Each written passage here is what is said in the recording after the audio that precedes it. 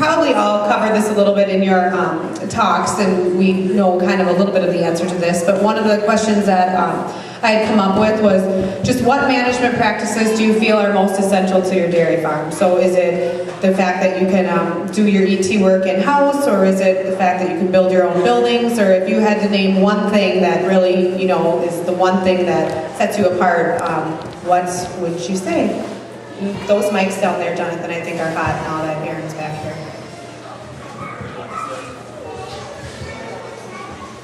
I guess I can take a stab at that. Probably from a management standpoint, what we do the most that helps us to succeed is work with good people. We have great employees.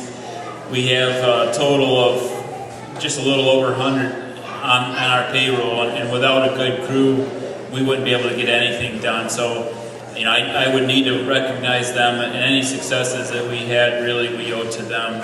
And identifying the right people, putting them in the right spot, giving them the tools they need to do the right job, I think is important to us and how we succeed. I would probably have to agree with him also on the employee part. One other thing too, though, that's worked well for us is our calf management. If you by doing that, we've had a lot of excess cattle to sell, and that's helps the bottom line from whether we're selling registered or commercial cattle. I guess I would say one thing that benefits us more than anything, it really has anything to do with us individually, but it's the ability and the power to use the phone. My dad, for so many years, when he was dairying, was afraid to maybe ask questions, was kind of blind to what the neighbors were doing.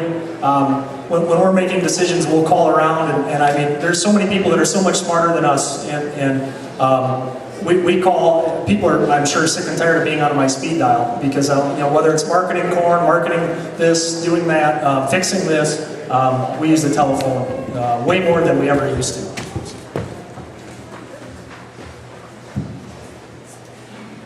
Anyone? Questions? All right, I will keep going down my list till someone raises their hand.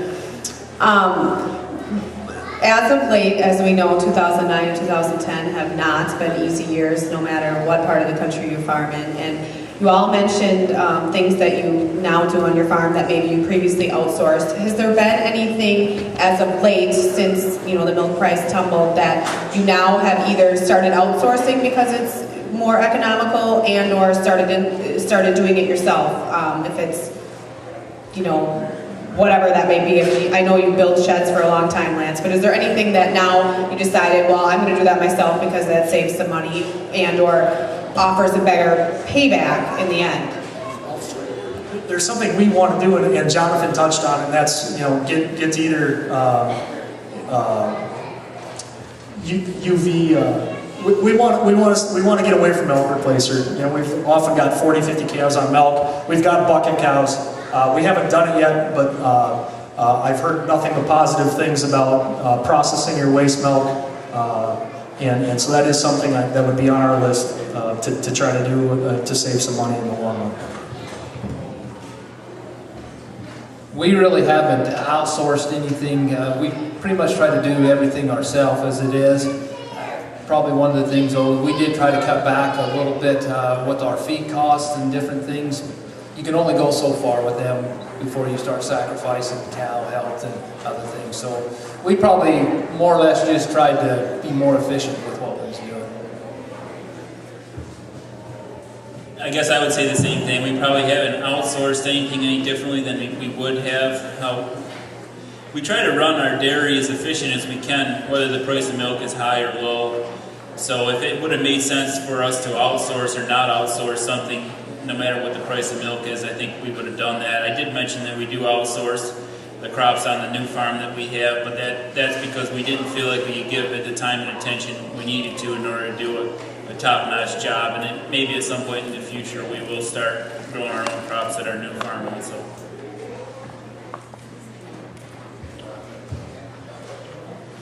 Anyone? Okay. Then I'll kind of move it over to the marketing side of things a little bit. You've all hosted sales on your own operations, all in recent years, and numerous sales. And a question that came up was, why do you choose to do that? Why do you choose to host the sale and have people at your farm versus just consigning them to consignment sales throughout the year? I know you all do both, but what's the draw to host a sale versus just the consignments? First thing for us was we needed a break, and so we sold down to 19 head in 2005, and I made it to World Dairy Expo the first time in my life. But the other part was for us, it was in the 5 years that we had been where we were at, the amount of people that came to our door was pretty limited, and the sale was an opportunity to bring people in to see what we were trying to do. And even though I wouldn't classify our sale as being wildly successful, in many ways it was way more successful than what I ever dreamed. In that it accomplished, number one, a time away and an opportunity to refresh for us. But number two, it established a list of repeat buyers. It really did bring people to our door and opened up so many more avenues. I think one of the things, when we looked at it, our location, it is hard for us to, with where we're at and the distance that people have to travel there. So we kind of looked at, by having a sale, that we could draw people to the farm, and if they got there, they get to see the cattle. And that's kind of been something that even if whether it's a sale or we're just trying to get people from the AI industry, embryos, whoever, if we can get them to the farm, then we generally have some success in trying to get things sold. So that was one of the reasons with the sale, is getting people to come to our farm. And then also with where we're at too, it's a long distance to try to cover all the different consignment sales to send them to. So this way here too, we can kind of have everything grouped together there at the dairy. And it's with registered Holsteins, you have a lot involved with it, invested into it, with the dollars in there. So it was a way for us kind of to recoup some of that there. And so the two sales that we had overall, they turned out really well. And we just hope that also we had not sold that many of our genetics out of the Abigail cow family. We thought that there was a way that we could broaden that out too. Yeah, I guess I would agree that the sale allows us to recover some of the investments that we make. We do consign sales and cattle to sales throughout the year, but we sell one here and two there. By the time you sell them, you pay 15% commission, you pay for some trucking, you pay for some advertising, and you only sold one or two head versus having your sale, which when we have our own sale, it's all of our own cattle, which would be about 105 lots or so.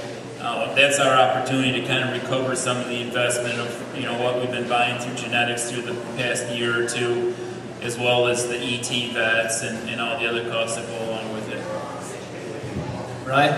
One thing I got to say too, though, it really helps when you got good people that you're working with, and with our sales and that, and we appreciate Tom and Sandy and all their crew with everything they've done. And so that's another. Good one, Steve.